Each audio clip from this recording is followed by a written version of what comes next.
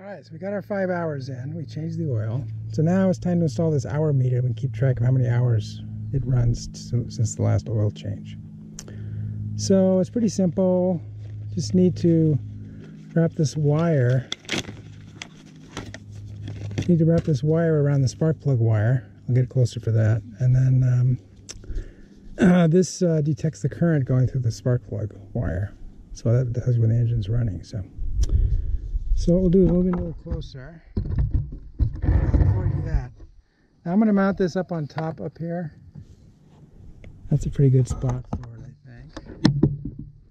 Another guy actually drilled a hole through the top of this to run the wire down. I don't think I want to do that. I would rather run the wire through this cover. So let's come down the side here. Go through this cover. So I'm going to drill a hole in this cover so there's an empty spot right here.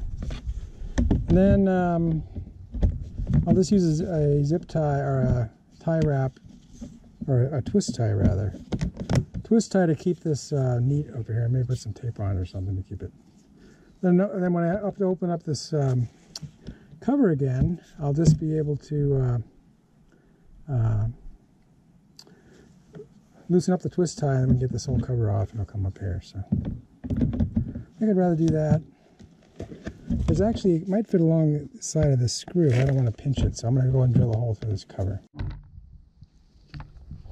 Alright, so I got a 30 seconds bit here. And I'm just going to drill a hole right here. That was easy. Alright, so there's my hole. And I'll get a little file and clean up this hole before I stick that wire in there. I don't want it getting on the sharp plastic there. So let me get that and then we'll come back. So here's my mini rat tail file. I'm just going to clean this hole up a little bit.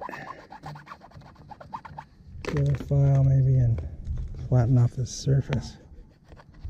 Get rid of this stuff on the outside here. That's pretty good. It's not sharp anymore, so. Alright, so that's what we're going to run our wire through, and then we'll wrap it around the spark plug wire and install the meter. Okay, so this started about 4 centimeters from the end of the spark plug, so that's about right here. And we got to wrap it around 5 times.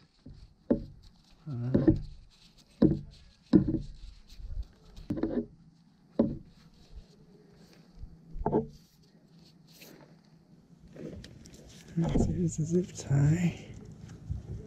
You gotta make sure the wire and the zip tie aren't touching the motor, else they'll start melting.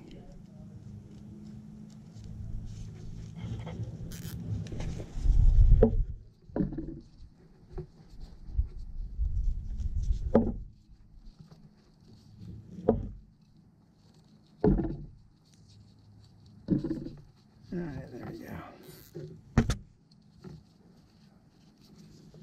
Want it kind of tight around the wire so there's a better chance of sensing the current going through there. Alright, that looks pretty good. I'll snip off in the zip tie.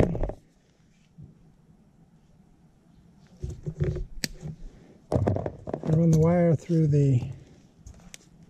hook it up to the meter and we'll see if it works. We can button this up. So we're going to feed this through. We're going to have all the slack on the outside. Again, the other installation I saw, the guy had a bunch of slack on the inside, which I don't really want slack on the inside. Now he had it, quote, tucked away, but who's to say? Let's tucked away this way. All the slack is on the outside. So now to get it to read on this meter, you lay the wire through this little slot here. So the current going through the spark plug wire induces a current in this wire, and then this sensor here detects that. So hopefully that'll work. We'll try it. We'll fire the engine up and try it and see if we're getting any signal. As you can see the little indicator on the left is blinking. That means that it's detecting current. Looks like it's right. So we just need to screw this into the top. It's got these little short screws. I'm just going to use these. They shouldn't cause any problems with the plastic. So. And then as soon as it runs 6 minutes, it should go to 0.1. So I'll go ahead and screw this in. Wrap up these wires, and then we'll see what happens after 6 minutes. Okay, 6 minutes is up. It's reading 0.01 hours. And you notice the indicators stop blinking. So I wrapped this wire up and used the twist tie that came with it, and I attached it to this side, so it should stay. Okay, so it just goes through this cover, and then when I need to change the oil, I can just unloosen the twist tie, and there'll be plenty of slack for this cover to come off. So, and I just screwed it in using those little short screws. So. All right, that's it for the power meter, and our generator is good for its next emergency. Hopefully we won't have one anytime soon. If you like this video, please give it a thumbs up. Post a comment if you have any questions or ideas, and I'll try to respond.